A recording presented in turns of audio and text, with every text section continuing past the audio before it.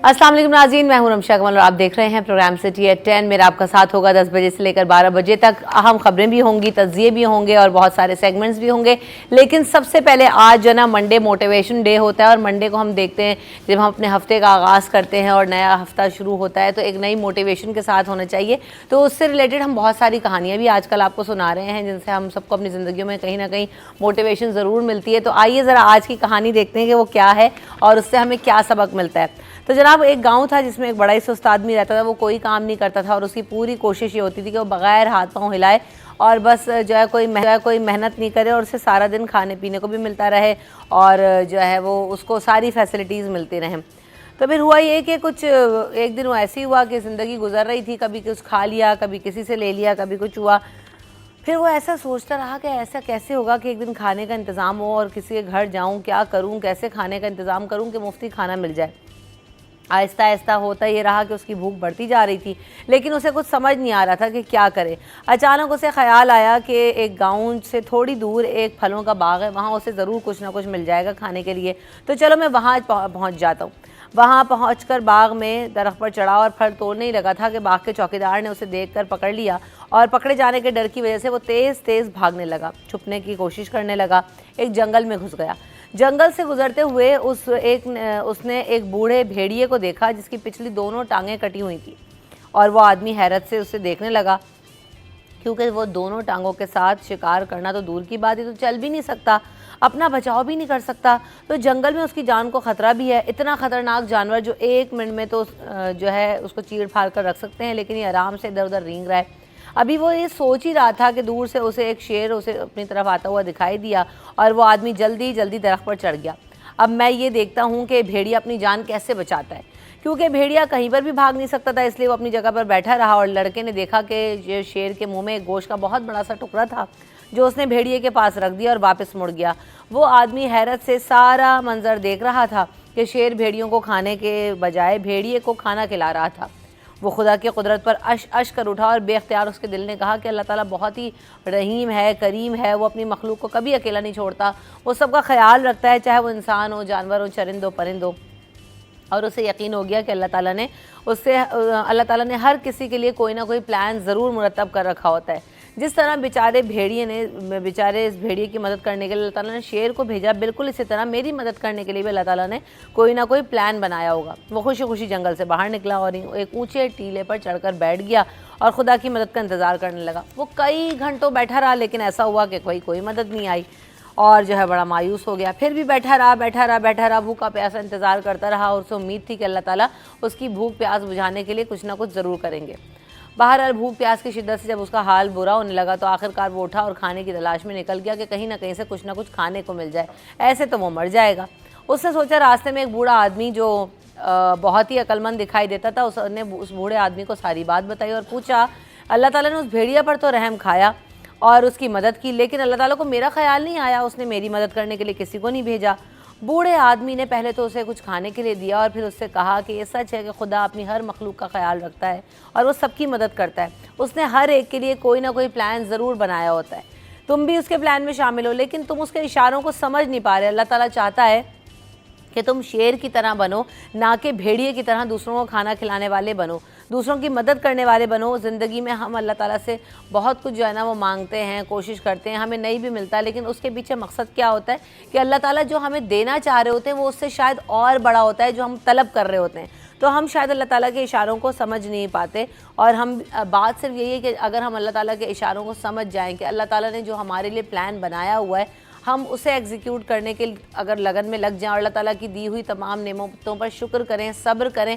और बात वो ये बार बार हर स्टोरी में हम देखते हैं कि मेहनत करें तो हम अपना जो ज़िंदगी है उसमें बहुत कुछ हासिल कर सकते हैं, बहुत आगे भी बढ़ सकते हैं। तो बुज़ुर्ग ने उनको ये बात समझाई उस बंदे को और फिर उस शख्स को ये बात समझ आई। उसके बाद ठीक है, मैं लोगों की मदद करने वाला बनूंगा। अल्लाह ताला ने मुझे हाथ पाँव सलामत दिए हैं, ज़िंदगी दी है, सेहत दी है, शऊर दिया है। तो उसके बाद उसने तहैया कर लिया कि मैं भी लोगों की मदद करूँगा और आगे लोगों के लिए आसानियाँ करूँगा और अल्लाह ताला मुझसे काम लेता रहे। तो आप भी देने वालों में रहें, आसानियाँ बांटने वालों में रहें, लोगों की मदद करने वालों में रहें, ना कि ये कि खुद आप मदद के तलबगार बने रहें। इंसान चाहे तो बहुत कुछ अपनी ज़िंदगी में कर सकता है और आगे बढ़ सकता है। इसी स्टोरी के साथ अपने मेहमानों को वेलकम करते हैं, उनका तारुफ करवाते हैं। अशरफ खान साहब मेरे साथ मौजूद हैं, फ़हीम सिद्दीकी साहब मेरे साथ मौजूद हैं। अस्सलाम वालेकुम, कैसे हैं आप दोनों? मैं बिल्कुल काहिल नहीं हूँ।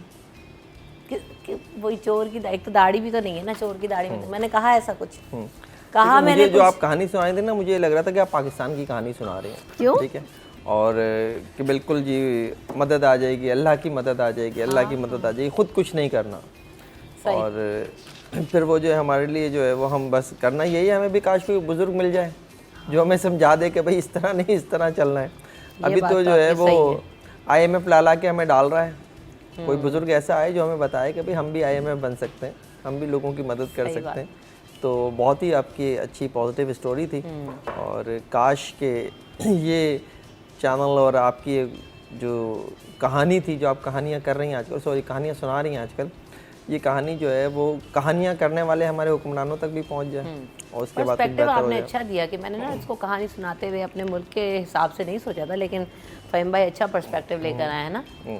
अशरफ भाई? फ़हीम भाई तो फ़हीम भाई ना, बेसिकली हमारा मज़हब भी अशरफ भाई भी देता है कि जैसे कि हम किसी की मदद करनी है तो हमारा मज़हब भी कहता है, जैसे ज़कात, खैरात ये सब देते हैं, तो आप मज़हब में भी अगर जाएं तो लोगों की मदद कैसे करनी है तो उसके लिए भी हमें वो दिया जाता है सबक। अब मेन ये है कि जो इस वक्त जो मुश्किलात है ना, जैसे फ़हीम भाई ने बताया, इस वक्त सबसे बड़ी मुश्किल है मईशत की।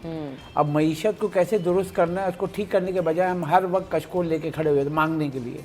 अभी फिर हम बजट आ रहा है, बजट से पहले IMF की टीम आ रही है, और फिर हम $8 अरब लेने के लिए हाथ फैला के खड़े में। अब वो जो $8 अरब वो देगा, फिर हम क्या करेंगे, शराइत, और फिर गरीब आदमी फिर मुश्किलात में। हाँ बिल्कुल ऐसा ही है। तो जनाब आज की जो टॉप स्टोरीज हैं उस पर नज़र डाल लेते हैं। सबसे पहले बल्दिया उज़्मा कराची की काउंसिल का इजलास आज होगा, और जो है मुलतवी शुदा इजलास था जो कि पीर 3 बजे से दोपहर में होगा, और आज ये इजलास होने जा रहा है जिसमें बल्दिया उज़्मा कराची की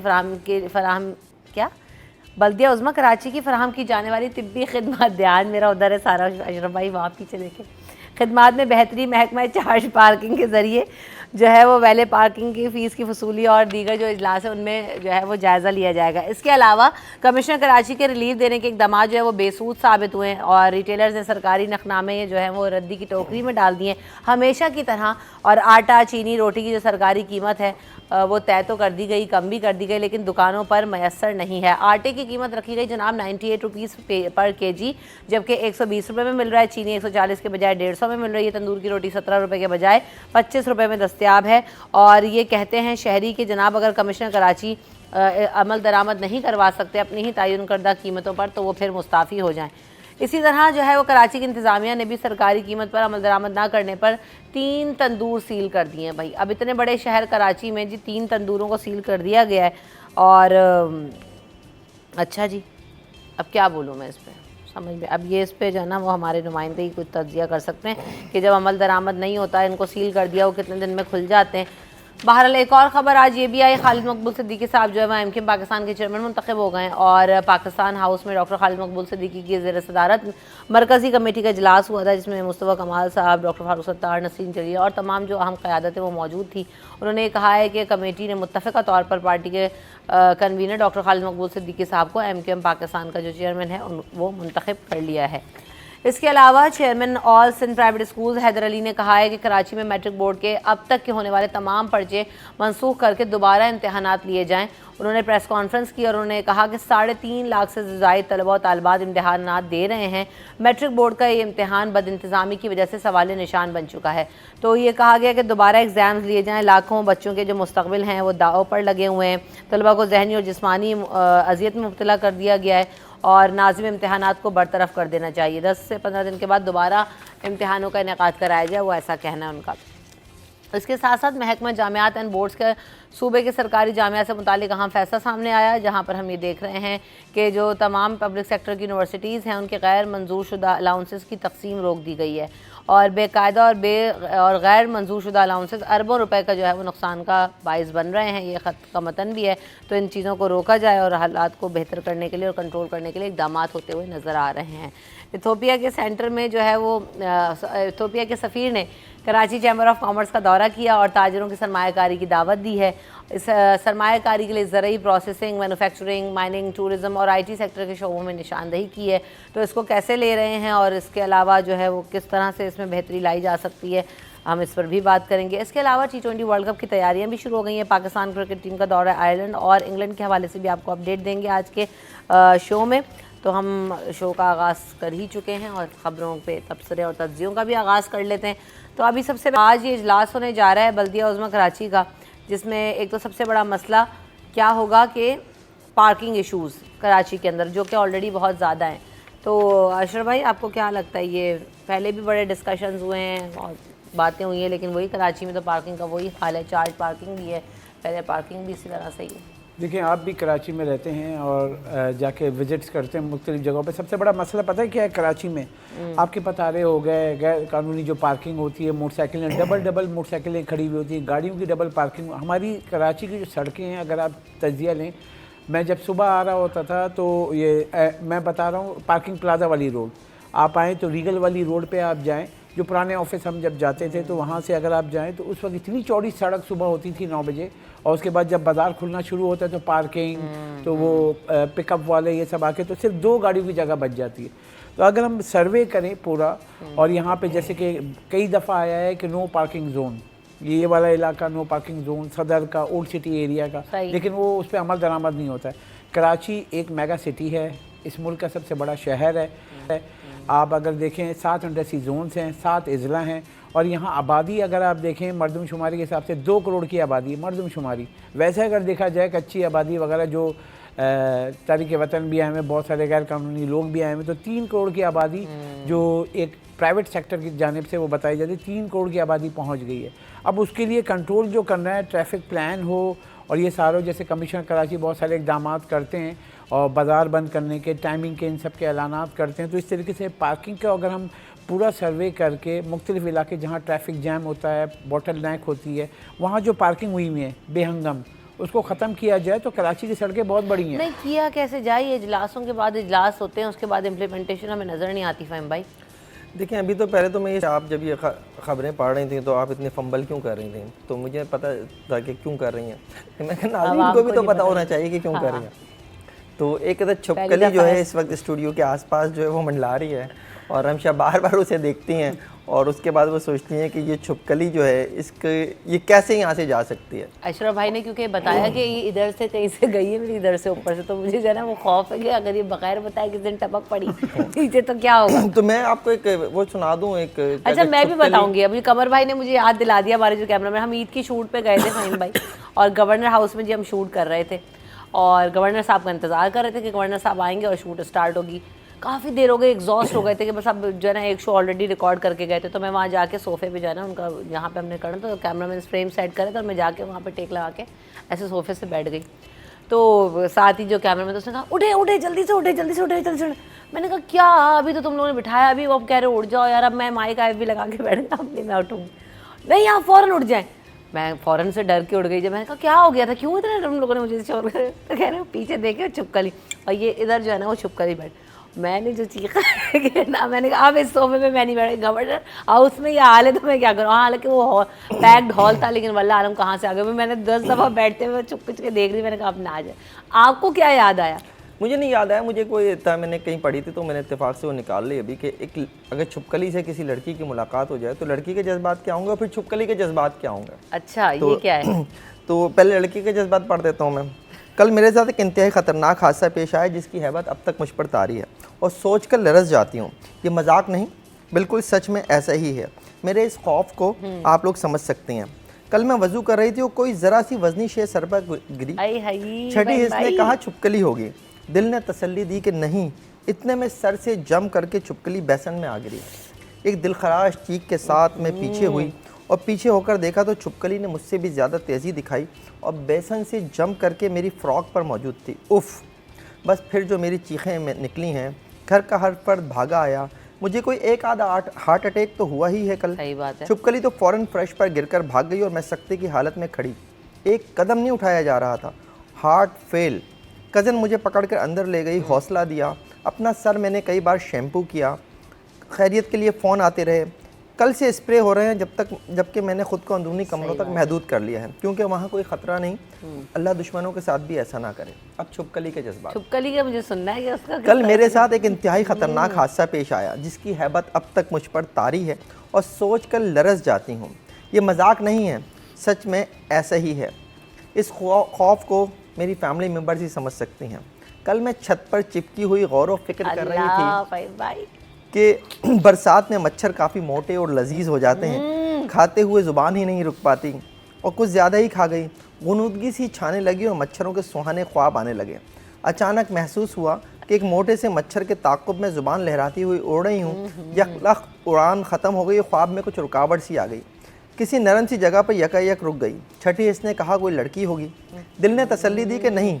इतने में लगा शदीद जलजला आ रहा है और ज़मीन हिल रही है। आँख खोल कर देखा तो मैं किसी लड़की के सर पर थी। घबराहट में बेसाख्ता सर से जंप किया तो बेसन में जा गिरी। एक दिलखराश चीख के साथ मैं पीछे हुई और पीछे होकर देखा तो लड़की ने मुझसे भी ज़्यादा तेज़ी दिखाई। अपनी जगह से जंप करके बेसन के पास खड़ी थी। बेसन में चलते हुए ठंडे पानी की वजह से अचानक एक ज़ोरदार छींक आई तो मैं चिकने बेसन से फिसलती हुई उसके फ़्रॉक पर मौजूद थी। उफ़, बस फिर जो चीखें निकली हैं मेरी। बरादरी का हर फर्द भागा हुआ आया। मुझे कोई एक आध हार्ट अटैक तो हुआ ही है।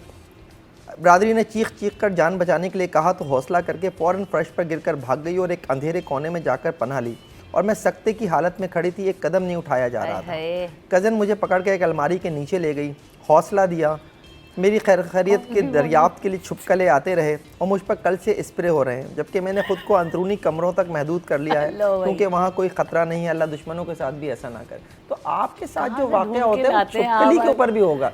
छुपकली के जज्बात भी तो समझे बेचारी के यार। इतना बुरा नहीं हुआ, लेकिन फ़हीम भाई कहाँ से ढूंढ के ले आते, कहाँ आपके दिमाग में आई, आपने ये मिनटों सेकंडों में से ढूंढ के निकाला है। मैं ज़रा ब्रेक में पूछती हूँ क्योंकि वक्फा ले लेते हैं, वक्फे का बहुत देर से इंतज़ार हो रहा है, ब्रेक के बाद हाजिर होते हैं।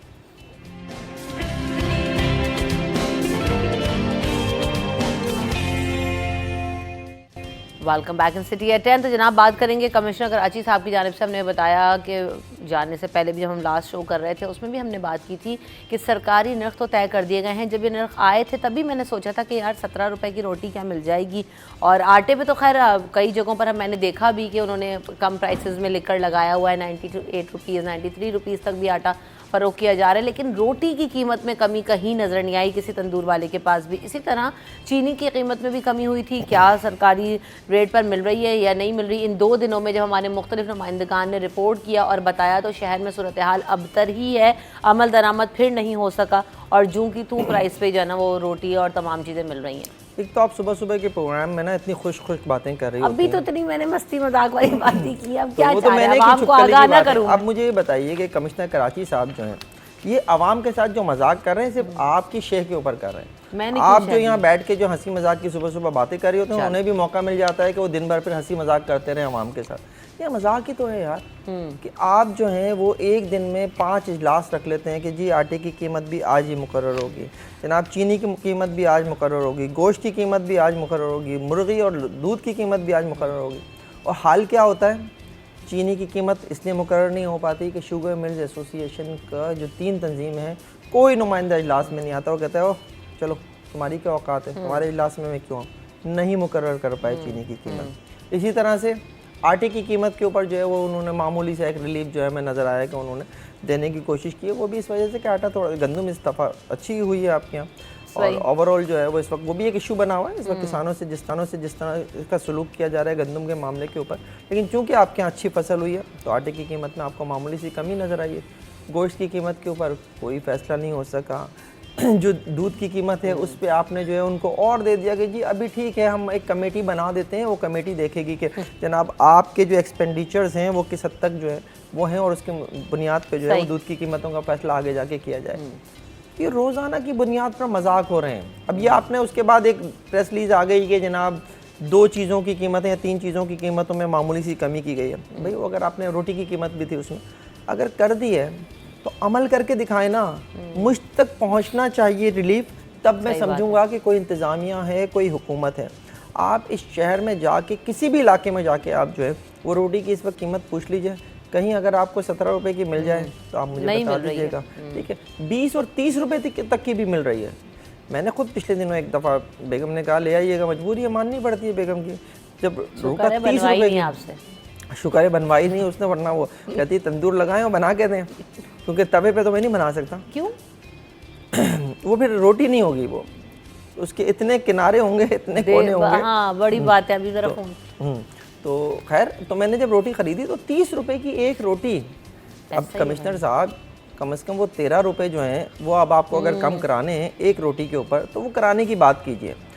आपके पास डिप्टी कमिश्नर्स की फ़ौज है, 60 डिप्टी कमिश्नर हैं, आपके पास दर्जनों असिस्टेंट कमिश्नर्स हैं, आपके पास उसके नीचे सैकड़ों का स्टाफ है। लेकिन नहीं, इस वक्त सिर्फ ये है कि जनाब अगर निकलते भी हैं तो किसी दुकान के ऊपर जाकर जो है वो मामूली से जुर्माना किया जाता है, और जुर्माने के अलावा जो असल पैसा है वो जेब में आता है। अच्छा, अभी जो फहीम भाई ने बात की ना, सैकड़ों का स्टाफ मौजूद है और उससे कोई बात चौकी चुपी तो किसी से नहीं है, लेकिन फहीम भाई ने एक बड़ा अभी इस्टेब्लिश किया ना कि देखें कितना मजाक हो रहा है हमारे साथ। जो ये भी तो मजाक ही है। जो अगली खबर इसी से रिलेटेड अशरफ भाई जब मैं देखती हूँ, मुझे पढ़ते हुए भी हुआ कि इसके आगे मैं क्या बोलूँ, मतलब आप समझ नहीं आता कि वाकई इंसान क्या कमेंट करे।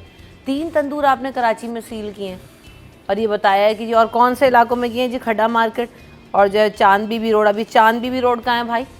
लियारी। देखें, ये जो हम सर्वे सबसे बड़ा जो मीटिंग का बताया फ़हीम साहब ने, तो मीटिंग में आप देखें जैसे नान भाई, अब उन लोग को भी बैठाएं, फिर आटे वाले को बैठाएं, इन सब के बैठाएं। मैं सबसे बड़ा इशू क्या है कि मैं तो हैरान था जब ये खबर आई कि मतलब रोटी की कीमत जो है कमिश्नर साहब तयन कर रहे हैं और सीधा उन्होंने जो पे चपाती की 12 रुपये कर दी। मतलब एक होता है क्वेश्चन मार्क के, कोई कैलकुलेशन होती है। हाँ, किसी को बैठाओ, किसी से पूछो। अभी सबसे बड़ा मसला क्या है कि कमिश्नर साहब ये भी तो बताएं कि जिसकी कॉस्ट ऑफ डूइंग बिजनेस जो है गैस की कीमतें डबल हो गई, हमारी घर की प्राइस जो है गैस की वो बढ़ गई, तो उसको कहाँ डालेंगे आप? आटा सस्ता हो गया, वो जो तंदूर पे जो गैस चला रहा है या एलपीजी से कर रहा है वो, तो उसकी कॉस्ट तो निकालें, उससे बैठ के बात तो करें। आपने प्राइस निकाली, आपने दे दी। इसी तरीके से चीनी की, अब जैसे कि बताया कि ऑल पाकिस्तान जो है शुगर मिल एसोसिएशन है, वो शुगर मिल की कीमतें जो निकालती हैं, उसके बाद आप कैसे निकाल रहे हैं? वो जब प्राइस देते हैं एक्स मिल प्राइस पे, होलसेलर के 2 रुपये होते हैं, उसके बाद मार्केट के, फिर रिटेलर के, तो आप कौन सा रेट दे रहे हैं? अब इसी तरीके सब्ज़ी की कीमतें देखें, फल की कीमतें देखें, पता नहीं कहाँ से वो प्राइस निकालते हैं। मतलब जब प्याज खुलेआम 200 रुपये का बिक रहा था, 110 रुपये दे रहे हैं। ऐसा ही है। जब आप आलू जो है मतलब कि जब बाज़ार में 70 रुपये मिल रहा तो 50 रुपये दे रहे हैं। मतलब कौन सी प्राइस है आपकी यहाँ पे? पता है रमशा, समझने की ये चीज़ है जो पाकिस्तान में हमारे पास डाटा नहीं है। अब कराची शहर में कितने घर हैं, कितनी उसकी डिमांड है, कितनी मतलब उसको रोज़ के वो चाहिए, इनके पास कोई कैलकुलेशन नहीं। बस एक फ़र्ज़ी वो निकालते हैं। मार्केट चलती है डिमांड और सप्लाई के ऊपर, चाहे चिकन की प्राइस हो, सब्ज़ी की हो, किस चीज़ की भी हो। हमें जब डिमांड नहीं पता है तो सप्लाई साइड को कैसे हम कंट्रोल करेंगे? हमें ना डिमांड पता है, क्योंकि आप आबादी से करें 2 करोड़ मरदमशुमारी में बता रहे हैं, अनडॉक्यूमेंटेड देखें तो 3 करोड़ की आबादी है। तो आपको आटा कितना चाहिए, चीनी कितनी चाहिए? असल बात इसमें ये भी है ना कि हुकूमती रेट कहाँ है। अगर आप तयन कर भी रहे हैं तो आप, एक तो वही वाली बात कि आपने इतना डिफरेंस ना रखें कि जो है ना सेलर और बायर के दोनों के मसाइल जो है वो हो जाए। और दूसरी चीज़ ये कि आप फिर उस पर इम्प्लीमेंट तो कराएं ना। आपको पता है कि कमिश्नर कराची की तरफ से लिस्टें आएंगी, ना उनको कोई देखने वाला होगा, ना कोई पूछने वाला होगा, हम जो मर्जी करें। जुर्माने आयद भी कर दिए जाते हैं तो 2 घंटे के बाद 4, अब पूरे शहर में अगर आपने 3 दुकानों के ऊपर जुर्माने आयद किए, ये खबर चल गई, उसके बाद क्या? कुछ भी नहीं। आगे फिर वही 2-4 घंटे के बाद वो आते हैं, ताले खोलते हैं और पैसे लेते हैं और चले जाते हैं। फिर वो सारे पैसे आवाम से रिकवर करते हैं। तो ये साइकिल जो है ना वो ब्रेक होना चाहिए, जो कि चल रहा है। इस तरह कभी भी आप अपने सरकारी नर्ख पर या आपकी जो भी अहकाम हैं उस पर अमल दरामद नहीं करवा सकते। एक अपडेट आई जो कि आपसे ज़रूर शेयर करनी है। डिफेंस ख़याबान बुखारी से 16 साला लड़की की लाश मिलने का वाक़या पेश आया था और इब्तदाई पोस्टमार्टम रिपोर्ट भी में भी जो मौत की वजह है उसका तयन नहीं हो सका है। Welcome back in city 10। बात करेंगे वेरी क्विकली, खालिद मकबूल सिद्दीकी साहब को एमकेएम पाकिस्तान का चेयरमैन बना दिया गया। तो वो तो बनना था, उन्होंने ज़ाहिर कन्वीनर थे। असल ये है कि सेक्रेटरी जनरल कौन बनेगा। अच्छा, लेकिन वैसे लग रहा था ना जिस तरह फारूक सत्तार साहब पहले अलग हो गए थे, नाराज़गियाँ थी। खैर बहरहाल इस इलेक्शन से पहले तो सारी नाराज़गियाँ दूर हो गई, मुस्तफ़ा कमाल साहब भी आ गए, बाकी लोग भी आ गए, लेकिन ये भी एक चैलेंज था, मुझे ऐसा लगता है। नहीं, इसके खालिद मकबूल सिद्दीकी चूँकि एक गैर मुतनाज़ शख्सियत थे तो उसके ऊपर जो है वो इसीलिए फारूक सत्तार और मुस्तफ़ा कमाल ने जो है वो आमादगी ज़ाहिर कर दी थी। अब है असल गेम कि अब सेक्रेटरी जनरल इस पार्टी का कौन होगा। क्या वो फारूक सत्तार होंगे, क्या वो मुस्तफ़ा कमाल होंगे सही। या कोई तीसरा होगा। अब दोनों अफराद जो हैं जिनकी हम बात कर रहे हैं, अव्वल ज़िक्र खा फारूक सत्तार और मुस्तफ़ा कमाल, दोनों जो हैं वो कौमी असम्बली में भी हैं। तो अब मुमकिन तौर पर जो है वो ये कहा जा रहा है कि सेक्रेटरी जनरल बहुत इंपॉर्टेंट होता है। सेक्रेटरी जनरल के पास जो है तंजीम चलाने की सही मायनों में ज़िम्मेदारी होती है। तो इस वक्त जो मजबूत उम्मीदवार हैं वो अनीस कायम खानी हैं। अनीस कायम खानी को ज़ाहिर है पार्टी चलाने का तजर्बा भी है। वो जो साबिक MKM जब एक थी उस वक्त से पार्टी के अहम तंजीमी ओहदों पर भी रहे हैं। तो मुमकिन तौर पर जो है वो पार्टी के सेक्रेटरी जनरल होंगे। और जो ये दोनों अफराद जिनका मैंने पहले नाम लिया, क्योंकि इनके पास असम्बली में भी जिम्मेदारियाँ, तो इन्हें मुमकिन तौर पर जो है वाइस चेयरमैन का ओहदा मिलने का इम्कान है। तो MKM की एक नई शक्ल सामने आ रही है। माजी में कभी जो है हम देखा करते थे कि MKM में जो है वो चेयरमैन जब अजीम तारिक थे और दीगर लोग हुआ करते थे, उस वक्त MKM का ये तंजीमी सेटअप होता था। लेकिन पिछले कई सालों से हम देख रहे थे कि एक एडॉकिज़म के ऊपर चलाई जा रही थी, राब्ता कमेटी के नाम पे तंजीम जो है वो चलाई जा रही थी। अब वो जो है पार्टी को थोड़ा सा चेंज किया है। चलें आगे बढ़ते हैं, अगली खबर भी शामिल करते हैं। अशरफ खान साहब, अभी हम देख रहे हैं chairman all Sindh private school Haider Ali साहब ये कहते हैं कि कराची में मैट्रिक बोर्ड के जो अब तक के इम्तहान आते हैं वो मनसूख कर दिए जाएँ क्योंकि इंतहाई बद इंतज़ामी हुई है और बच्चों का जो मुस्तकबिल वो दाव पे लग गया। नहीं, बिल्कुल दुरुस्त कह रहे हैं। अगर देखें बोर्ड ऑफिस के पास एहतजाज भी हुआ, बच्चों को एडमिट कार्ड नहीं मिले और जब एडमिट कार्ड मिल गए तो उनके सेंटर भी जो पहले जो स्कूलों के होते तो वो भी चेंज हो गए। और उसके साथ सबसे बड़ा इशू अगर आप देखें जिस तरीके से बच्चे अभी जाके एग्ज़ाम दे रहे हैं और ऐसे इलाकों में दे रहे हैं कि ज़्यादातर जो इलाके इस दफ़ा चेंज हुए हैं जहाँ पे सेंटर्स पड़े हैं बच्चों के, वहाँ लोड शेडिंग का बहुत बड़ा मसला है। बच्चे पेपर मतलब इतनी गर्मी है, लोड शेडिंग का टाइमिंग भी वही है कि पेपर के जो टाइमिंग उसमें बहुत बुरा हाल है। बच्चे डिहाइड्रेट हो रहे हैं, कुछ तो बेहोश भी हुए। और बहुत सारी जो सोशल मीडिया पे आ रही है जो मैंने देखी तो मैंने टीम के साथ भी शेयर किया कि मतलब बच्चे गीले हुए हैं, मतलब इतना, क्योंकि डिहाइड्रेशन इतनी गर्मी कराची में हो रही है और ये लोग ना कोई प्लान कर रहे हैं ना कुछ। अगर आप एग्ज़ाम करने जा रहे थे तो आप शेयर तो करते, स्कूलों को अचानक से आपने दे दिया और बच्चे जाके स्कूल का ढूंढ रहे हैं। मतलब आपने देखा होगा सारे वालिदैन परेशान के कुछ को तो एडमिट कार्ड ही नहीं मिले, हालांकि फॉर्म जमा कराया हुआ है। और इसके बाद अगर हम देखें एग्जामिनेशन प्रोसेस जो है, लास्ट ईयर आपने देखा कि क्या हुआ, इतना बड़ा आपके पास एक्सपीरियंस था, आपके सामने सब कुछ हुआ, वज़ीर आला से लेके पूरा मीडिया ने पिछले नाइन्थ मैट्रिक के एग्ज़ाम के ऊपर दिखाया, उसके रिजल्ट के ऊपर दिखाया, उसके बाद फिर वही मसला हल नहीं हुआ। तो इसका मतलब ये ढीठ है, ये सही नहीं होंगे। अच्छा, ये जो अशरफ भाई बातें कर रहे हैं उसमें साथ साथ ये भी ऐड कर लेगा फ़हीम भाई कि बच्चों ने चटाइयों पर बैठ के एग्ज़ाम दिए हैं, फर्नीचर के लिए इतना पैसा लगाया गया, वो भी नज़र नहीं आया। दूसरी बात, ये नकल का एक बहुत बड़ा मसला चलता रहा जिस पे चेयरमैन मैट्रिक बोर्ड साहब ने भी कहा कि कराची का तो जी कल्चर ही ऐसा है, कौन सा ऐसी नई बात है। और जिस तरह के उन्होंने स्टेटमेंट्स दिए, तो ये नॉन सीरियसनेस का जो उन्होंने मुजाहरा किया है, उसके बाद हम क्या एक्सपेक्टेशंस रख सकते हैं? देखिए, मेरी नज़र में कराची में इस वक्त मैट्रिक के एग्ज़ाम्स नहीं हो रहे, बल्कि ये सामने आ रहा है कि हमारे यहाँ बदइंतज़ामी और इंतज़ामी ओहदों पर किस लेवल के लोग बैठे हुए हैं। चेयरमैन मैट्रिक बोर्ड साहब की जिन बयानात की आप बात कर रही हैं, उनके मुँह से तो हर वक्त कराची को बुरा, कराची वाले ये, कराची वाले ये। तो भाई आप कहाँ से पढ़ कर आए हो, हमें वहाँ का भी पता है। मैं कोई बात नहीं करना चाहता और वहाँ पे क्या होता है उसकी वीडियोस भी जो है वो सोशल मीडिया पे भी मौजूद हैं और वैसे भी मौजूद हैं बहुत।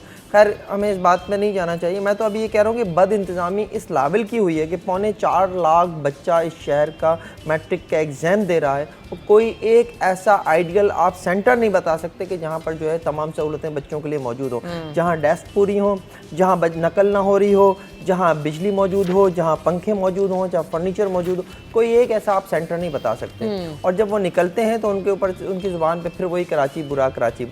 देखिए, इस वक्त जो नज़र आ रहा है वो ये है कि एक नकल माफिया जो है वो पूरी तरह से इस वक्त उसने मैट्रिक बोर्ड को अपने पंजों में जकड़ा हुआ है। मैट्रिक बोर्ड का एक एक फ़र्द, मैं कह रहा हूँ एक एक फ़र्द जो है इस वक्त नकल माफिया का इस वक्त हिस्सा बना हुआ है, उनके इशारों पे चलता है। यही नकल माफिया सेंटर्स का तयन कराती है, यही नकल माफिया जो है वो बताती है कि फ़लाँ सेंटर जो है फ़लाँ स्कूल सेंटर बनेगा, फ़लाँ नहीं बनेगा। इस शहर में जो है वो 120 गज के बने हुए घरों में जो है वो आपने स्कूल खोले हुए थे, उनको आपने सेंटर्स बना दिया है। जिस स्कूल में, जिस बिल्डिंग में जो है वो 40 बच्चे नहीं बैठ सकते, वहाँ आपने 400-400 500-500 बच्चों के सेंटर्स बना दिए हैं। लाइट वहाँ पर नहीं है, डेस्क वहाँ पर नहीं है, पंखे वहाँ पर नहीं है।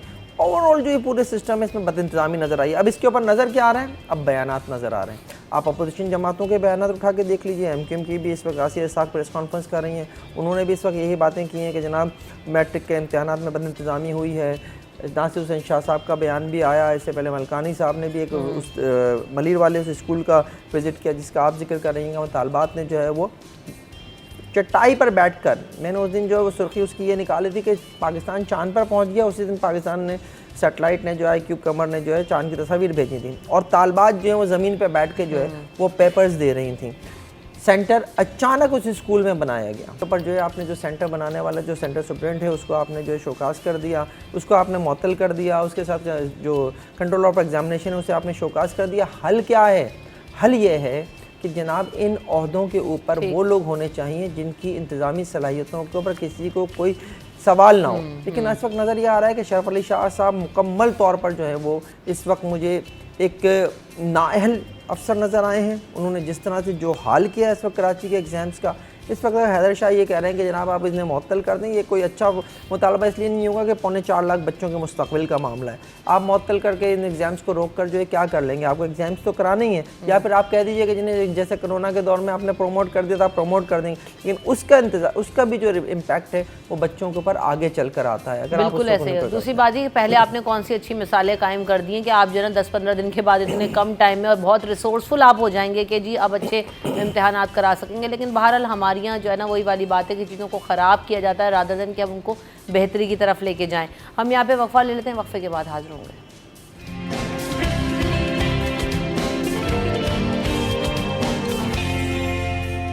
Welcome back in city at 10। खबर ये भी है कि इथियोपिया के सफीर ने कराची चैम्बर ऑफ कॉमर्स का दौरा किया। इससे पहले कि मैं आपको तफसील दूँ, एक्सपर्ट हमारे पास मौजूद हैं, अशरफ खान साहब, वही बता देंगे।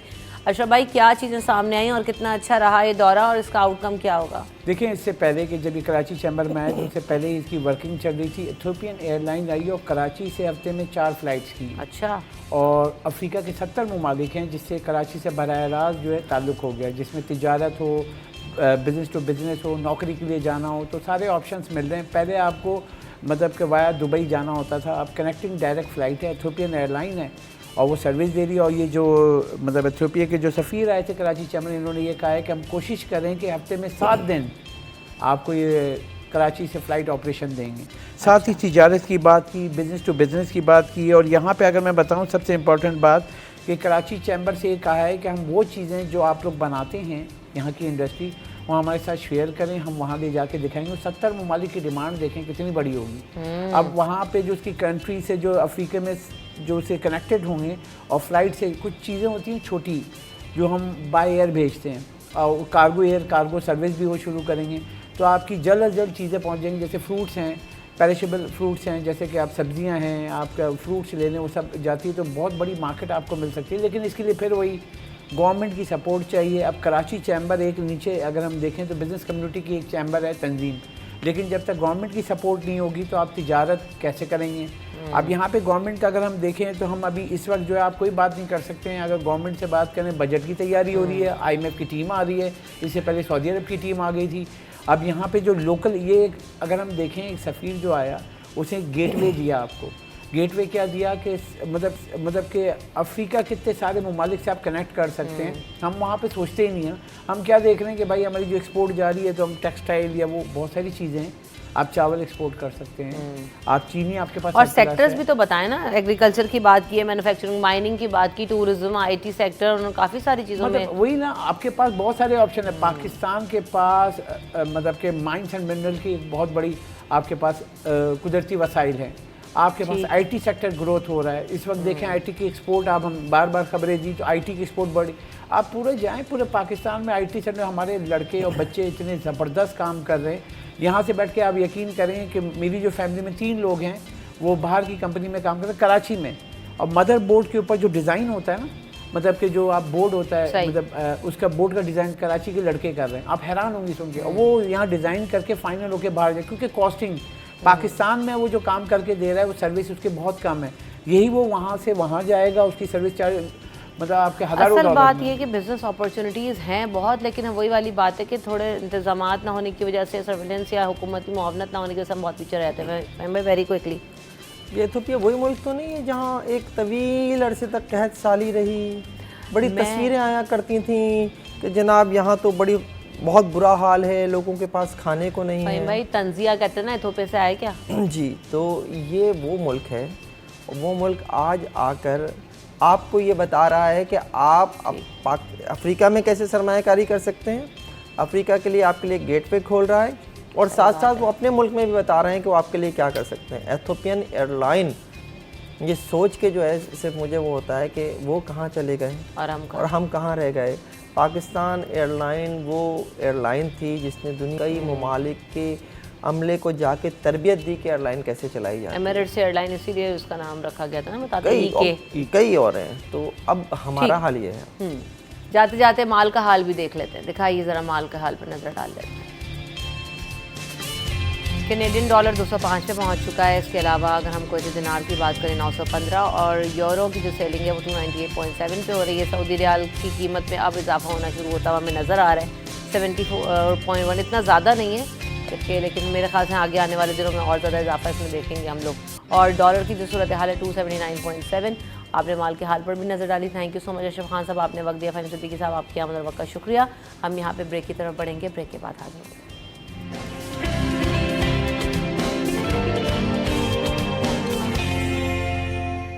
Welcome back in city at 10। तो अब हम इस सेगमेंट में आपकी मुलाकात करवाएंगे स्कॉश प्लेयर जो कि रुशना महबूब हैं, इस वक्त हमारे साथ मौजूद हैं। Welcome to the show Rushna. Rushna की जो है ना काफ़ी ज़्यादा जूनियर चैम्पियनशिप्स की अगर बात की जाए स्कॉश में, तो उन्होंने 37 टाइम्स जो है वो विन किया। सीनियर चैम्पियनशिप जो है वो 28 टाइम्स विन कर चुकी हैं और साथ साथ 8 गोल्ड मेडल्स लिए हैं, काफ़ी सारे ब्राउन्स एंड सिल्वर मेडल्स भी लिए हैं। पाकिस्तान कलर एशियन जूनियर में भी जो है वो पार्ट लिया है और इसके अलावा वर्ल्ड रैंकिंग में 320 नंबर पर इस वक्त रैंक कर रही हैं। तो welcome to the show Rushna.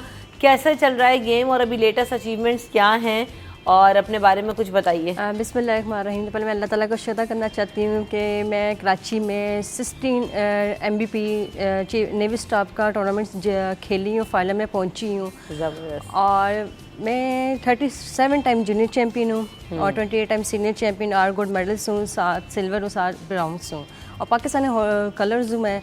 और अल्हम्दुलिल्लाह पाकिस्तान नंबर 1 भी रही हूँ, नंबर 2 भी रही हूँ सीनियर चैम्पियन में और वर्ल्ड में मैं 320 पे खेल रही हूँ।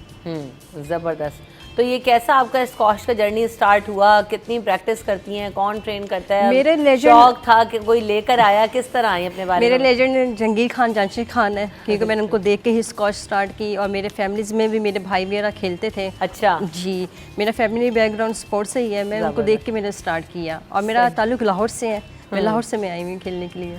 सही, लाहौर से आई हुई हैं। तो ये आप लाहौर में कहाँ प्रैक्टिस करती हैं, कहाँ सीख रही हैं, कौन ट्रेन करता है आपको? पंजाब स्कॉश कॉम्प्लेक्स में मैं ट्रेनिंग कर रही हूँ। मेरा जो कोच है वो फ़हीम गुल उस्ताद है, वो इस्लामाबाद में होते हैं। तो मैं ZTPL की तरफ से खेलती हूँ और मुझे उन्हीं का स्पॉन्सर है अल्हम्दुलिल्लाह। तो रुशना ये बताएं कि आपने बताया कि रुझान था फैमिली में ऑलरेडी स्पोर्ट्स की वजह से, सब स्कॉश प्लेयर्स हैं या डिफरेंट स्पोर्ट्स में जो है वो पार्ट लेते हैं? मतलब कंट्री से, जैसे सिटी से मेरे भाई वगैरह स्कॉश खेलते रहे हैं। क्रिकेट के बहुत ज़्यादा शौकीन है हम लोग, पूरी फैमिली ज़्यादातर क्रिकेट के बहुत ज़्यादा शौकीन है पूरी फैमिली। जैसे पाकिस्तान इंडिया का मैचेस वगैरह होते हैं हम लोग उससे बस ये भाई वगैरह खेलते थे। जंगीर खान जानशी खान को मैंने बहुत लेजेंड को बहुत देखा टीवी पर, बड़ा रुझान पड़ा कि मैं भी खेलूँ और मैं भी पाकिस्तान का नाम रोशन करूँ। सबसे ज़्यादा सपोर्टिव कौन है घर में? मेरे फादर, मेरी मदर बहुत ज़्यादा मुझे बहुत ज़्यादा सपोर्ट करते हैं। कहाँ कहाँ गई हैं आप चैम्पियनशिप्स में? पाकिस्तान में ही रही हैं, पाकिस्तान से बाहर भी मैंने अल्हम्दुलिल्लाह 12 कंट्रीज में मैं जा चुकी हूँ। मैं इंडिया में गई हूँ, चाइना भी गई हूँ, हांगकॉन्ग भी गई हूँ, ईरान भी गई हूँ, इंग्लैंड भी गई हूँ, सिंगापुर वगैरह भी गई हूँ। और मेरा नेक्स्ट प्लेयर ऑस्ट्रेलिया का, इंशाल्लाह उम्मीद कर रही हूँ कि इंशाल्लाह मैं जाके वहाँ पर खेली और जीत के आऊँ। कब आ रहा है वो? 28 मई को मेरी है इंशाल्लाह। एक 28 मई को और 30 को है मैचेस है मेरा, और एक 5 to 9 है जून। सही सही सही। तो ओवरऑल जब जाती हैं और बाहर के प्लेयर्स को देखती हैं, तो स्कॉश में क्योंकि पाकिस्तान एक अरसे तक बहुत अच्छा रैंक करता रहा, फिर हमने देखा कि बहुत बड़ा एक डिक्लाइन नज़र आया। इस वक्त पाकिस्तानी स्कॉश प्लेयर कहाँ जो है ना वो रेट करती हैं आप उनको, जब आप दुनिया के दीगर प्लेयर्स से उनका मवाजना करती हैं? हाँ, हमारा पाकिस्तान और बाहर की कंट्रीज में बहुत ज़मीन आसमान का फ़र्क है, क्योंकि जब हम बाहर जाते हैं, हम बाहर के देखते हैं, स्पॉन्सर वगैरह देखते हैं, उनकी ट्रेनिंग्स वगैरह देखते हैं, तो पाकिस्तान में वो चीज़ नहीं है जो होनी चाहिए। इंटरनेशनल के पास कोचेज़ हैं, जैसे इंडिया के पास है, क्या कहते हैं, सिंगापुर, हर जगह पे कोचेज़ वगैरह। हमारे पाकिस्तान के पास वो सहूलत नहीं है और ना इतना स्पॉन्सर है हम लोगों के पास। जो हमारी डिपार्टमेंट है वो हमें जितना सपोर्ट कर देते हैं हम उतना कर लेते हैं, पाकिस्तान में खेल लेते हैं।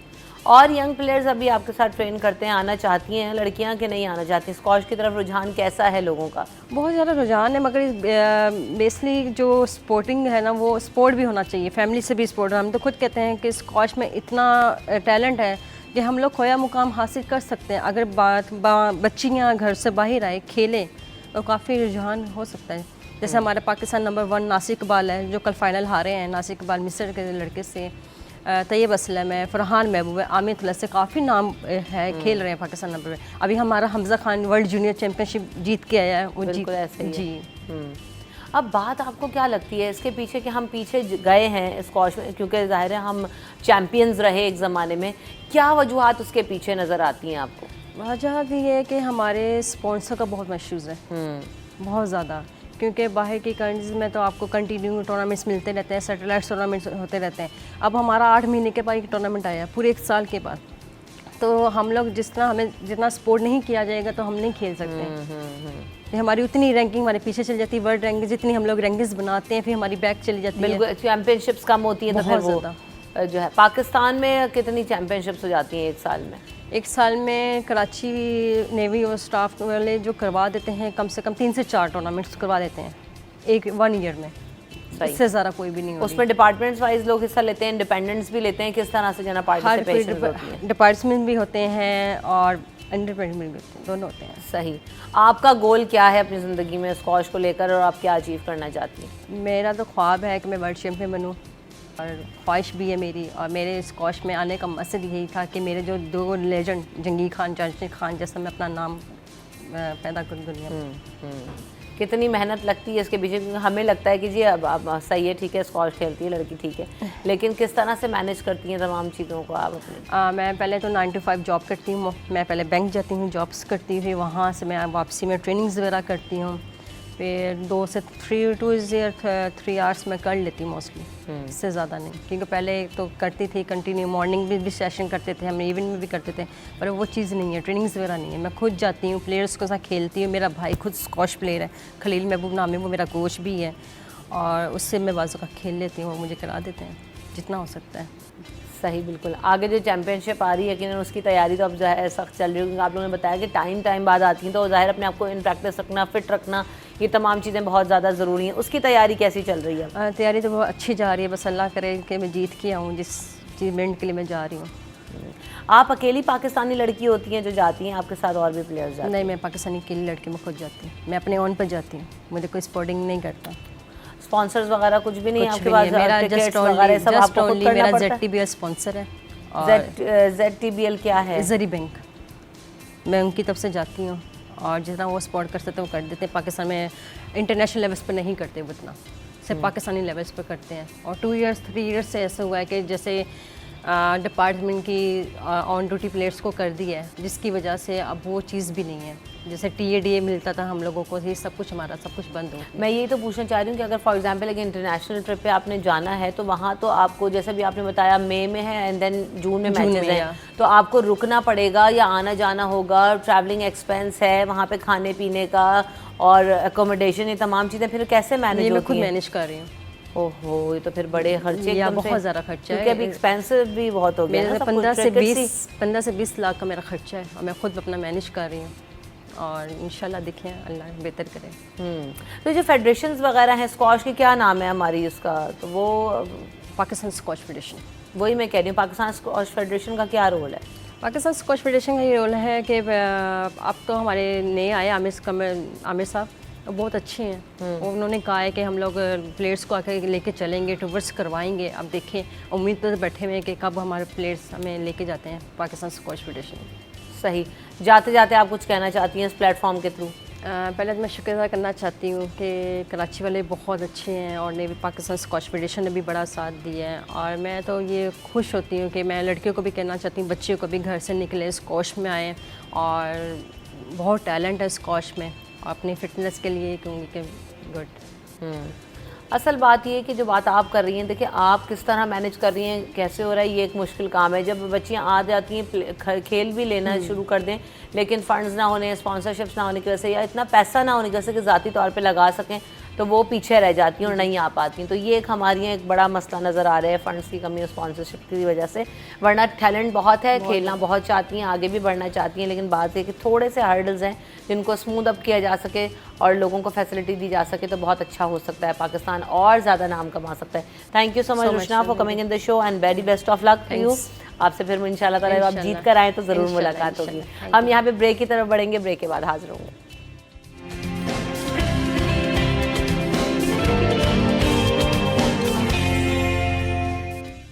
Welcome back in city at 10। तो जनाब अब शो में हम बात करेंगे कि जी कैरी के फ़वाइद, क्योंकि कैरी का सीज़न आ गया है और आए हुए भी थोड़े दिन हो चुके हैं, लेकिन अब इस कैरी को कहाँ कहाँ कैसे यूटिलाइज़ कर सकते हैं, ये सारी चीज़ें आज हम जानने की कोशिश करेंगे। और फिर ये सब जानने के साथ साथ ज़रा ये भी तो सीखना है कि भाई कैरी क्यों ज़रूरी है। इसको अल्लाह ताला ने जो भी चीज़ हम कहते हैं ना सीज़न में उतारी होती है तो यकीनन उसके फ़वाइद होते हैं और हमारी बेहतरी के लिए उतारी होती है।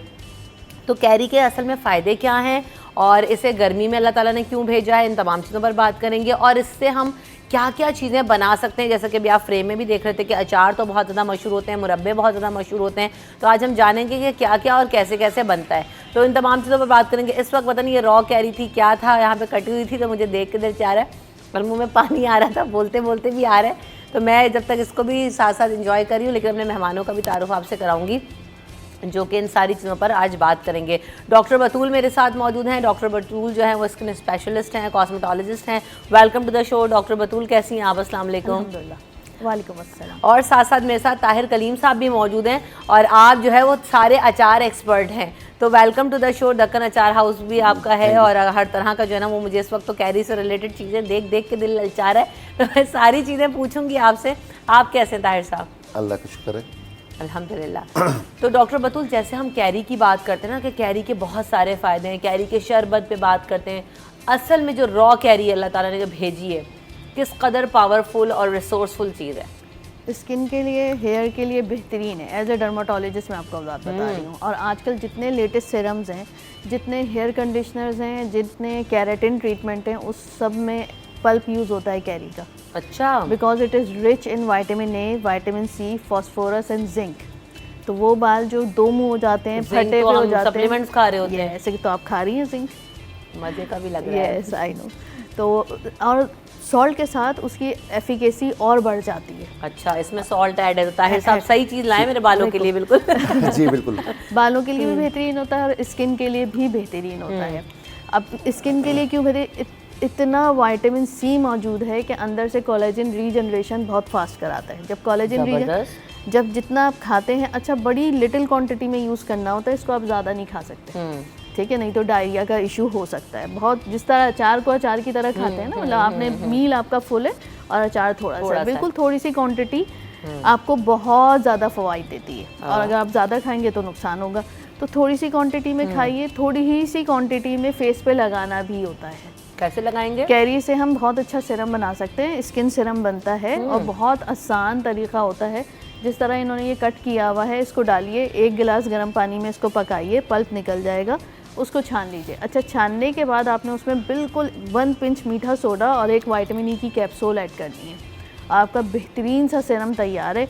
ना सिर्फ स्किन टाइटनिंग बल्कि स्किन ग्लोइंग के लिए बेहतरीन होता है। रात में लगाकर सो जाइए। नेचुरल सीरम है कि हर टाइप ऑफ स्किन के लिए कोई नुकसान नहीं देता। जिनकी बहुत ड्राई स्किन हो वो उसके बाद मॉइस्चराइजर भी कितनी देर तक चल सकता है ये सीरम? 7 डेज़ का बनाकर रख लें, थोड़ा थोड़ा बनाकर रख लीजिए। तो इसमें रेटिनॉइड्स भी बहुत अच्छे आ गए, विटामिन ए की क्वांटिटी बहुत अच्छी होती है कैरी के।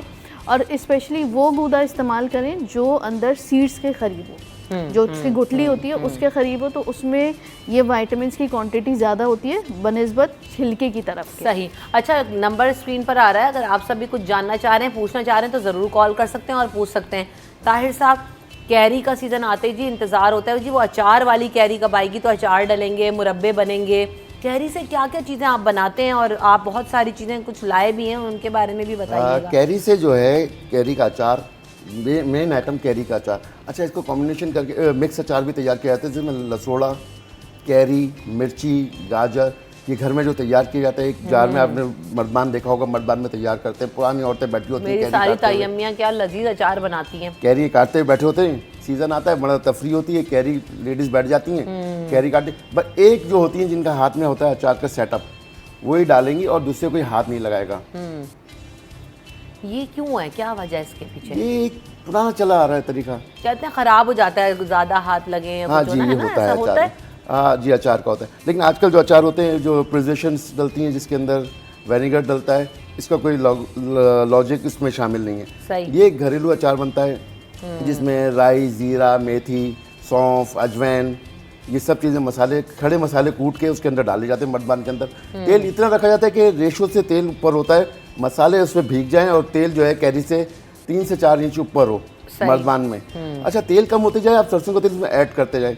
अच्छा, उसको धूप लगाने का तरीका है, और वो एक तरीका है लाल कपड़ा बांध दे ढक्कन के ऊपर, ये लाल कोई मलमल का कोई कपड़ा हो उसमें आप ढक्कन पे लगाएं, ऊपर उसके ऊपर वो रख दें ढक्कन, सही है। तो अचार उसमें ख़राब नहीं होता, सालों चलता है। और एक हाथ लगना चाहिए, एक हाथ से निकालें, एक हाथ से इस्तेमाल करें। बनने के बाद भी कोई दूसरा उसमें ना घुसे नहीं, जो बना रहा है वही हाथ लगाए आखिर तक। आखिर तक, और जो बांटे वही बांटे। और लाइनें लग जाती हैं घरों में प्याले लेके हाँ कि भाई। मेरे घर के लिए इतना दे दो अम्मा, मेरे मैं घर तो के लिए पहले इतना दे आपको दो। बताया ना, ताई अम्मी है इतने सारे, तो हमारी यहाँ भी वही मीरपुर खास में मेरी सारी ताई अम्मी, मेरे सारे ददियाल है, तो वो बड़े वाले मर्तबान हम, और अम्मी ताई अम्मी की जो है ना सख्ती होती थी कि मैं ही निकाल के दूंगी, कोई और नहीं। तो मैंने देखा, और हम लोग डब्बे लेके जी कराची आना होता था हमें, तो वो सबसे अलग अलग 2-3 डब्बे जमा करके हम। लेकिन घर के अचार में और बाहर के अचार में जमीन आसमान का फर्क है। जरा इसके बारे में भी पूछेंगे, लेकिन एक कॉलर भी है, अब सवालों की भरमार होगी जी, मेरे पास खुद इतने सारे सवाल हैं। तो अस्सलाम वालेकुम, कॉलर कहाँ से बात कर रहे हैं? हेलो, वालेकुम सलाम, मैं राहिल बात कर रहा हूँ। जी राहिल साहब फरमाइए। जी, मुझे मालूम करना था कि मेरा कलर बहुत डिम हो गया, असल में बाहर धूप में ना, तो कलर बिल्कुल डिम हो गया, काला हो गया, इस बारे में कुछ मालूम करना था। तो अच्छा जी, उसके डॉक्टर से उसने बता। तो डॉक्टर बतूल, ये रंग साफ क्योंकि गर्मी इतनी है। राहिल, एज क्या है इनकी? आपकी उम्र क्या है? 34। और बाइक पे आना जाना होता है धूप में? जी, बाहर निकलना होता है बाहर। ठीक है, जी बताइए डॉक्टर। एक तो सन ब्लॉक का इस्तेमाल बहुत ज़रूरी है, एक्सपोजर क्योंकि बाहर का अगर ज़्यादा है तो सन ब्लॉक अच्छा इस्तेमाल करेंगे। अब जैसे जैसे धूप बढ़ती चली जा रही है तो आपको अंदर से फील होता है कि हमारी स्किन टैन होती चली जा रही है, तो टैनिंग के लिए सबसे, अभी मैंने सीरम बताया है, ये आप इस्तेमाल कर सकते हैं। दूसरा, आप कैरी का गूदा निकाल लीजिए, उसमें कॉर्नफ्लोर का अच्छी तरह मिला लीजिए और फुल फेस पे लगा लीजिए, टैनिंग के लिए बेहतरीन होता है। जब आप साफ़ करेंगे तो टैनिंग बिल्कुल ख़त्म हो चुकी होगी, क्योंकि विटामिन सी है ना, तो विटामिन सी आपकी टैनिंग को रिमूव कर देता है। सेकेंडली, अगर आपका ब्लड जो है वो कम होना शुरू हो जाए तो भी आपको तेज़ी से टैनिंग होती है, तो फॉलिक एसिड का इस्तेमाल कीजिए, विटामिन सी रिच फूड खाइए और अपनी डाइट का ख्याल रखिए। नींद भरपूर लीजिए, रात की नींद बहुत ज़रूरी है।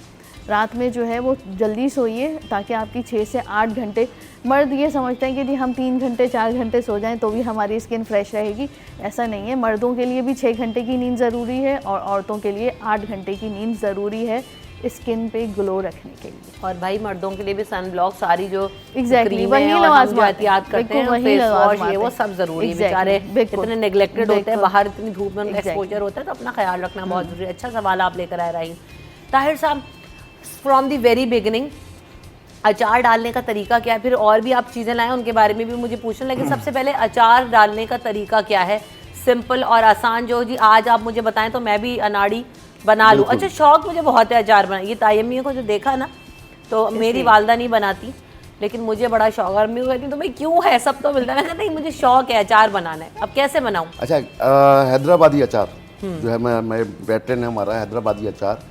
हैदराबादी अचार में ये कि कैरी रॉ मटेरियल नमक में स्टोर किया जाता है। आपने 2 तरह का किया अच्छा, हुआ है। ये रिश्ते का अचार बनता है, इसे बारीक क्रश करके रिश्ते का अचार, हैदराबादी रिश्ता अचार कहते हैं उसको। आज से नहीं, सदियों से रिश्ता अचार ही नाम चला रहा है हैदराबाद दक्कन से। इसका बनाने का ये है कि अच्छा, ये जो ब्रांड्स ने अब क्रश्ड अचार के नाम से लॉन्च कर दिया, वही है? रिश्ता अचार होता है, असल रिश्ता अचार है वही चीज़? रिश्ता अचार, ठीक है। अच्छा, इसके बारीक पीस कर लें। बारीक पीस करने के बाद इसमें लहसुन का पेस्ट, लाल मिर्ची, राई, जीरा, मेथी और कलौंजी अच्छी तरह मिक्स कर लें। बघार का ये तरीका है जैसे हम लोग दाल बघार देते हैं, गोल मिर्ची, लहसुन, ज़ीरा, मेथी दाना, कलौंजी, इसका बघार तैयार करें, उससे बघार दे दें। अच्छा, इसको लॉन्ग टर्म रोकने के लिए, जैसे घर में थोड़ा इस्तेमाल बना लिया, लॉन्ग टर्म रोकने के लिए वाइट विनेगर, सही है, जो अच्छी कंपनी का वाइट विनेगर है वो उसमें ऐड कर दें और इसे आप इस्तेमाल करें, साल भर तक अचार ख़राब नहीं होगा। सही। और ये जो हमारा कैरी वाला ट्रेडिशनल अचार होता है, सादा कैरी का अचार, जो ये पाकिस्तान में जो बन रहा है या हैदराबादी अचार, हाँ जी बिल्कुल, हैदराबादी अचार में ये है कि कैरी ज़्यादातर हम मिक्स में इस्तेमाल करते हैं। कैरी को गाजर, लसोड़ा, नींबू, मिर्ची। लसोड़ा ये है कि पैरों के जोड़ों के लिए बहुत फायदा, अभी इसका सीज़न भी है लसोड़े का, तो जोड़ों के लिए बहुत फ़ायदेमंद है। सही। ये हड्डियों के बुजुर्गों के लिए और जो जोड़ का हो जाता है मसला, तो उसके लिए बहुत फ़ायदेमंद है। सही, ज़बरदस्त। तो ये कैसे बनाएंगे ये वाला अचार? इसका अचार है कि इसके मसाले तैयार किए जाते हैं, जैसे ये अचार रखे हुए हैं, ये मसाले तैयार किए जाते हैं। मसाले तैयार करके इसका एक तरीक़ेकार है, इसे रोस्ट किया जाता है, फ्राई भुना जाता है। इसके बाद इसे पीस के जो मसाले को तैयार करके अचार में शामिल किया जाता है। और फिर और ये उसको मसाले आपको मैं दिखाता हूँ कि थोड़ी देर में मसाले आ रहे हैं। बस ठीक है, मसालों के साथ भी हम देखेंगे उसमें। अच्छा, ये बड़ी ग्रीन ग्रीन कुछ अलग सी चीज़ दिख रही है, ये डब्बे में क्या है? कैरी हरी मिर्च की चटनी है। अच्छा, कैरी हरी मिर्च है, इसके अंदर ज़ीरा है, आप इस्तेमाल करें। इसके अंदर वाइट विनेगर है, लहसुन है और कुटी हुई क्या नाम है, ये जो कुटे हुए मसाले होते हैं ये थोड़े इसमें डलते हैं। मेथी दाना है इसके अंदर, मेथी दाना बहुत फ़ायदेमंद है अचार के लिहाज से, मेथी बहुत अच्छी चीज़ है अचार अब में। जैसे डॉक्टर बतूल ये चीज़ों के जो नाम ले रहे हैं ये सब हमें पता ही है कि मेथी दाना Yes, या exactly. लहसुन, Yes. ये सब चीज़ें कितनी बिल्कुल, अच्छी हैं बिल्कुल, हेल्थ के लिए भी। बिल्कुल। तो हाँ, powerful डाइजेस्टिंग प्रॉब्लम हेल्थ के लिए बहुत प्यारी चीज़ है। आपने अचार लिया, अचार दाल, अच्छा हैदराबादी जो हम लोग इस्तेमाल करते हैं खट्टी दाल, अरे अचार, हाँ। ये लाजमी है। खट्टा दाल होती है खट्टी। अच्छा, खट्टा हैदराबाद दक्कन से इसलिए स्टार्ट हुआ कि हैदराबाद दक्कन में पित्त उछलती थी, जो एक वो अच्छा, था, हाँ, एलर्जी हो एलर्जी जाती हो जाती थी। ये एंटीबायोटिक का भी काम करता है। अचार। अचार नहीं, ये कैरी और इमली का खट्टा, जितना खट्टी चीज़ें अच्छा, सही, विटामिन सी सही। वाली, ये एंटीबायोटिक का काम करती हैं। क्या है सही doctor? It's not antibiotic, it's prebiotics. Prebiotics ये होते हैं बेसिकली आपकी बॉडी में जाकर आपके ही जो बैक्टीरिया एंटर हो चुके होते हैं उनके खिलाफ अच्छे बैक्टीरिया बनाते हैं, सही। तो वो उनको खा जाते हैं, तो it acts like an antibiotic, but it's prebiotics basically. जितनी खट्टी चीज़ें होती हैं, लेकिन अगर इसमें से वाइट विनेगर के साथ जो मिक्स किया होता है, vinegar should be of good quality, क्योंकि वो एसिटिक एसिड होता है और एसिटिक एसिड बेसिकली जो कंपनीज होती हैं वो ज़्यादा क्वांटिटी में डालती हैं उसको खट्टा करने के लिए। अगर आप वो ज़्यादा मानेंगे तो डालेंगे तो प्रीबायोटिक की क्वांटिटी कम हो जाएगी। तो डॉक्टर बतूल अभी इंतखाब कैसे करें जी, कौन सा लेना है कौन सा नहीं लेना? आप काउंटर पे तो 4 तरह के रखे होते हैं। एग्जैक्टली तो एसिटिक एसिड देखना होगा, आपने पढ़ना होगा, जिसमें लेस देन 1% लिखा हुआ ठीक होगा, है। वो वाइट विनेगर आपने यूज़ करना है। सही। ठीक है, आपने देखा होगा आजकल कंबूचा और ये सब बहुत मशहूर हैं ये चीज़ें, और ये सारी चीज़ें यहीं से जनरेट की गई हैं। कंबूचा क्या है? कंबूचा यही है बेसिकली, आपने मूली को और गाजर को बारीक बारीक काट के उसमें मिक्स किया एसिटिक एसिड ये विनेगर में, उसको कंबूचा कह रहे हैं। उसको आप ग्राइंड करके पी लीजिए तो वो कंबूचा है। उसका क्या फ़ायदा होगा? वो प्रीबायोटिक के तौर पे एक्ट कर रहा है ना। अच्छा, जितनी ज़बरदस्त। बीमारियां हैं, जो बच्चों को पेट में दर्द होता है, कीड़े होते हैं, उन सब के लिए बेहतरीन है। सिर्फ आपने चखना है निकाल कर। तो आजकल लोग सुबह ब्रेड पे लगाकर उसको खा रहे होते हैं, या एक चम्मच जो है वो उसके साथ ले अच्छी लेते चीज़ है। हैं। अच्छी अच्छा, चीज़ एक और डॉक्टर मतलब अभी आपने बच्चों का जिक्र किया, वुमन क्या होता है कि जी बच्चों को कैरी नहीं खाने दो, Yes. गला खराब हो Exactly. जाएगा, बच्चों को Exactly. ये खट्टा फालसे हैं जैसे और कितनी इस वक्त ऐसी खट्टी खट्टी चीज़ें आ जाती हैं, तो जी नहीं खाने देते। अच्छा, मेरी वालदा ने कभी भी हमें नहीं रोका या टोका ना कि नहीं आपकी खाना, इम्यूनिटी आपने खाना डेवलप है। हुई हुई है ना, तो हम तो आपने अभी तक बचपन भी से मैं खाया तो है, अभी भी बिल्कुल, आपने मुझे और देखा आपने कि मैंने सॉल्ट के खाया। साथ खाया है, मैंने तो खाया आपकी उसको। इम्यूनिटी डेवलप हुई हुई है। ठीक है, मेरा बेटा भी खाता तो वो अब्बा बैठ के दे रहा, तो इसको पता नहीं एग्जैक्टली क्या होता खिलाती ही हो। है। मैंने जो कहा, कोई बात आपके नहीं। बेटे की एज है ना, उस वक्त से आप नमक खटास चखाना शुरू कर देंगे, हल्के हल्के ऊपर से दूध पिला दीजिए गरम। अच्छा, अभी तो 6 इयर्स वाला जो है ना वो तो मेरे साथ बराबर से बैठ के चस्के ले रहा इवन ये कितने एज का है जो ये तो toddler है? 8 months है, 8 months का है ना। ये जैसे ही 2 इयर्स का होगा, आप इसे जैसे जैसे चखाएंगी ना, वैसे वैसे इसकी इम्यूनिटी डेवलप होती चली जाएगी। तो बच्चों के लिए ना गला वाला खराब करने जो होता है वो नुकसान दे तो सॉफ्ट पैलेट और हार्ड पैलेट जो नहीं चखाते ना बच्चों को, जो मिर्चें नहीं देते, खटाई नहीं चखाते बच्चों को, 2 ईयर्स से इम्यूनिटी डेवलप होना शुरू होती है। तो फिर वो इम्यूनिटी डेवलप हो नहीं पाती। वो जैसे ही जो है वो जैसे ये कैरी लेंगे वो फौरन शुरू हो जाएगा, उनको गला पकड़ लेगा। अब एक लेकिन कॉलर आप भी है जरा, लेकिन ये सवाल ऐड कर लीजिएगा कि बच्चों को मिर्चें भी कब इंट्रोड्यूस कर सकते हैं, क्योंकि अमूमन मैं कहती हूँ नहीं यार इतने छोटे बच्चों को जैसे भी रहान की है जो उसमें ना दो, तो आप किस एज से इंट्रोड्यूस करें? 2 ईयर्स 2 ईयर्स के बाद करें, अभी उनको उस तरह नहीं देना चाहिए। ठीक है, कॉलर भी है हमारे साथ। अस्सलाम वालेकुम। वालेकुम अस्सलाम। मंजूर अली फ्रामकोट ने ये बोला हरिपुर से। कैसे हैं जनाब? अल्हम्दुलिल्लाह मंजूर साहब, आप कैसे हैं? आप बताइए। बस अल्हम्दुलिल्लाह बेहतरीन और जबरदस्त प्रोग्राम देख रहा था और मैं कोशिश कर रहा था कि अल्लाह करे मेरी कॉल लग जाए। और समझ आप कॉल करते हैं। बतूल साहब इनको भी मेरी तरफ से वेलकम, खुशामदीद। थैंक यू सो मच, आपने कॉल किया। जी मंजूर साहब, क्या पूछना चाहते हैं? आज हम कैरी पे बात कर रहे हैं। जी मैं असल में ये बात एक पूछना चाह रहा था। एक तो मैं ये चाह रहा हूँ कि मैं खटोरा बहुत हूँ। खटोरा और- चटोरा तो मैंने सुना था, खटोरा क्या है? नहीं, चटखोरा। सही सही सही सही, ठीक है। हाँ, तो मैं एक तो ये जानना चाहूंगा अपना मैडम से कि जी ये जो जिल्द के ऊपर वाइट से और ग्रे कलर के जो स्किन के ऊपर दाग आ जाते हैं, एक तो वो ये है कि कोई ज्यादातर खट्टी चीजें खाने से, जैसे अचार हो गया या कोई इमली के जूसेस वगैरह, तो क्या उसका इफेक्ट होता है जिल्द के ऊपर या नहीं होता? और सही, इससे कैसे बचा जा सकता है? ठीक। ये खट्टी चीजें, इस तरह की चीजें क्या जिल्द पर इफेक्ट करती हैं? इस तरह का अच्छा, कि ये स्पॉटिंग जो- वगैरह हो जाए, दाग धब्बे हो जाए? अगर सफ़ेद मार्क्स जो कह रहे हैं वो अगर बर्ड्स के हैं तो उसमें तो आपको विटामिन सी की चीज़ें अवॉइड करनी होती हैं। ठीक है।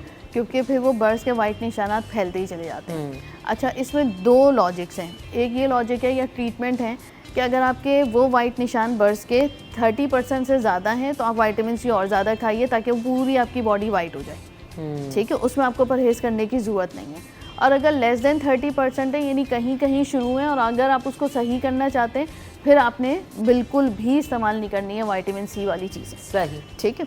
अच्छा, और कुछ जो दूसरे वाइट स्पॉट जो यहाँ पर पड़ जाते हैं, जिसको मोस्टली लोग कहते हैं कि कैल्शियम के स्पॉट्स हैं, वो फंगस होता है बेसिकली। तो उसके लिए क्रीम्स अवेलेबल होती हैं, वो लगा लीजिए। उसमें आपको अवॉइड करने की ज़रूरत नहीं है कोई भी खट्टा, क्योंकि विटामिन सी वाली चीज़ें लेंगे, कोलेजन ज़्यादा अच्छा बनेगा, तो वो फंगस खुद ब खुद सही होता है जल्दी। सही, ठीक। हम यहाँ पे ब्रेक लेते हैं इसी बात की बात, और ब्रेक के बाद जब वापस आएंगे तो यहाँ पर आपको लाइव भी दिखाएंगे कि अचार बनाने का तरीका क्या है, और मज़ीद भी इंग्रेडिएंट्स हमारे पास यहाँ पर हैं, उनके बारे में भी बात करेंगे। अगर आपका भी कोई सवाल हो तो आप शामिल हो सकते हैं कॉल के थ्रू, लेकिन आफ्टर दिस ब्रेक।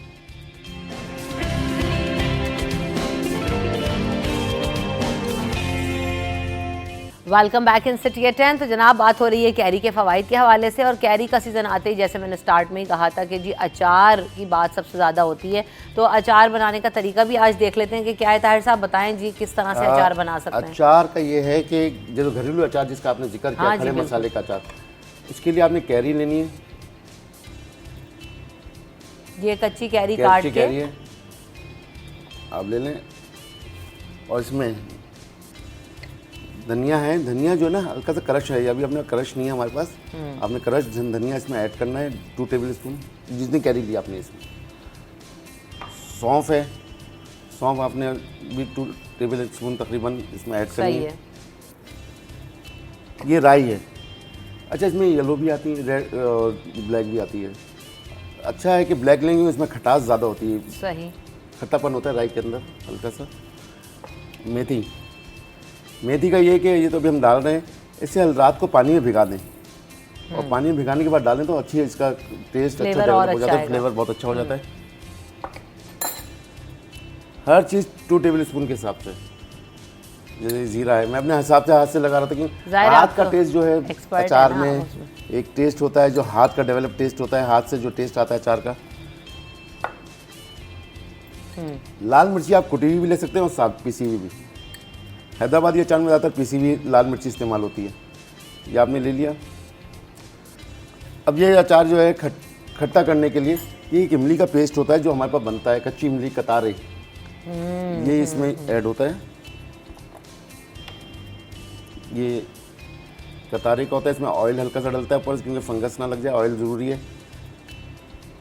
अच्छा, ये ऐड करें इसके अंदर। अच्छा, मिक्स करें इसको। अच्छा, इसमें जो चाहे आप मिक्स कर सकते हैं फल।